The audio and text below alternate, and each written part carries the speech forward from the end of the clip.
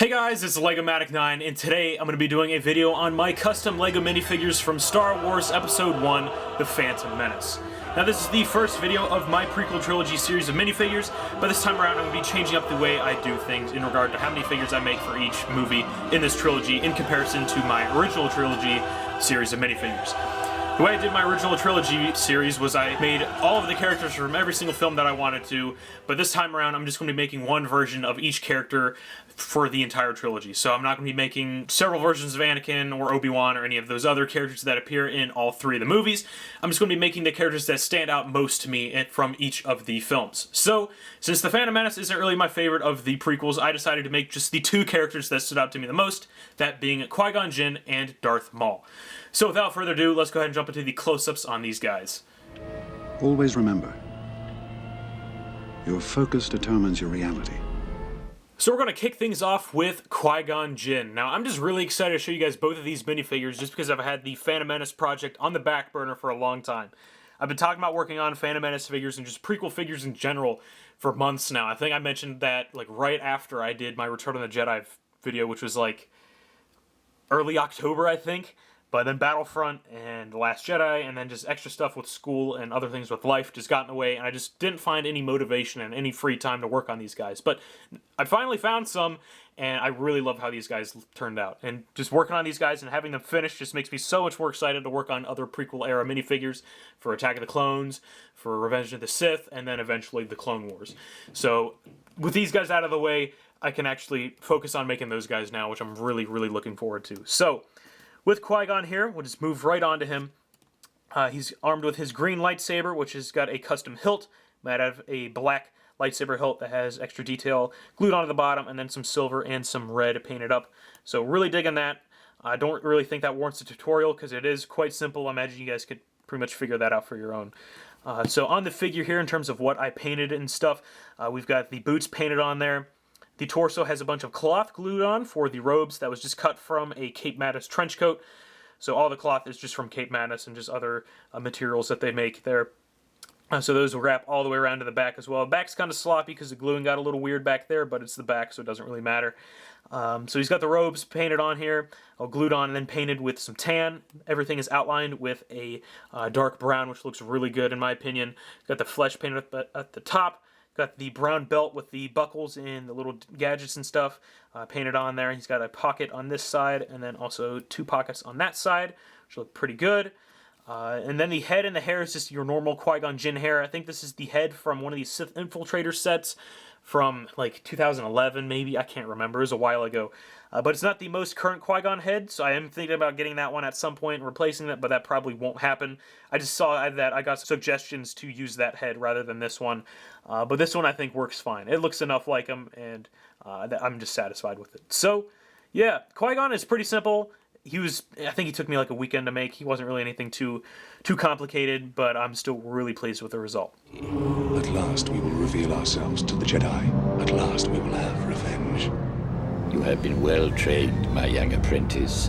They will be no match for you. Now, Darth Maul is the reason why this video took me so long to make.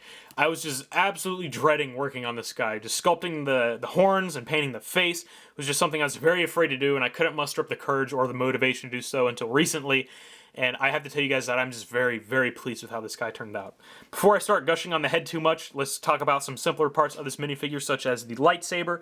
It's just the extended hilt based off of the LEGO Star Wars video game, where it's just two lightsabers kind of glued together, two hilts glued together, with some black detail painted on, and then the red buttons painted on underneath as well. Onto the torso and the legs, it's pretty basic, just like Qui-Gon. I was able to get this out of the way pretty easily. He's got the black boots painted on. The cloth robes were glued on, then painted up, this time using a gray outline rather than a brown one. He's got the shirt painted on underneath, an electrical tape belt that wraps all the way around with the stitching details painted on and the buttons painted on there as well. So all of those details carry over onto the back. He's got some gray paint on the back as well for his shirt, which will look pretty good. And yeah, like I said, the torso and the legs were pretty simple. He does have the black tiny tactical glove tops on there as well to make him look like he has gloves. And now for the head. The head was the major pain in the ass for this figure just because it was something I had never done before. I started off by sculpting the dome because I don't really want the stud to be showing on this guy anymore. So I sculpted over that, and then I had to sculpt each individual horn, sand them, and then glue them on. Then the head was painted in black, and then I painted over the original Darth Maul face in a different color red, so all of the red would match. And then I painted the black over top of that, then painted the eyes. So everything on that head is painted by me. I'm just very proud of it. I decided to go with the neutral expression on this guy and leave the angrier expression for the Clone Wars, since he's a little more angry in the Clone Wars than he was in Phantom Menace. And yeah, so like I said, the head was very complicated on this guy, but I'm very pleased with how he turned out. One thing I do wish I did is I wish I dirtied up the horns a little bit so they just weren't a flat tan color. Wish I added some brown or some black on there, but, you know, they do their job. I think they look really good as is anyway. But yeah, that is going to be it for Darth Maul. So let's go ahead and end off this video. Alright guys, that is going to be it for this video. Thank you guys so much for watching and sticking through with me until I finally got these figures out. I know I've been talking about them for a long time, but I've just been working on other stuff with school. My semester actually just finished today, so I'm done with my sophomore year of college. So now during the summer, I should have a little more free time to work on some figures. Speaking of other figures, I do have some other Star Wars figures in the works for the new upcoming Solo movie. So just to give you guys a little preview, we got this almost done. Well, actually, that is pretty much done. I just need the head. And then this guy's coming along pretty nicely. And then I think I'm planning on either doing 1 or 2 more figures for Solo. So I'll have more teasers of those guys posted on my Instagram once their clips being done. And then I'll probably have an update video or something with those guys. But they'll be done towards the end of May. Other projects that I have in mind right now, I should be getting a package from Sander pretty soon with a bunch of sculpts in that. So I'll do a video on all of those sculpts whenever I get those in. So you guys can get a better look at stuff I'll be working on and collaborating with. And then after Solo, I'm planning on just jumping right into Attack of the Clones. I've got 3 figures planned for that. I've been talking about all of these figures for a while, but I'll have Jango, Dooku, and then Padme in the Geonosis Arena attire for that video. So that should be pretty cool. And then I'll do Revenge of the Sith after that, which will be Anakin, Obi-Wan, Mace Windu, Palpatine, General Grievous, Commander Cody, 501st Trooper, and I think that's it.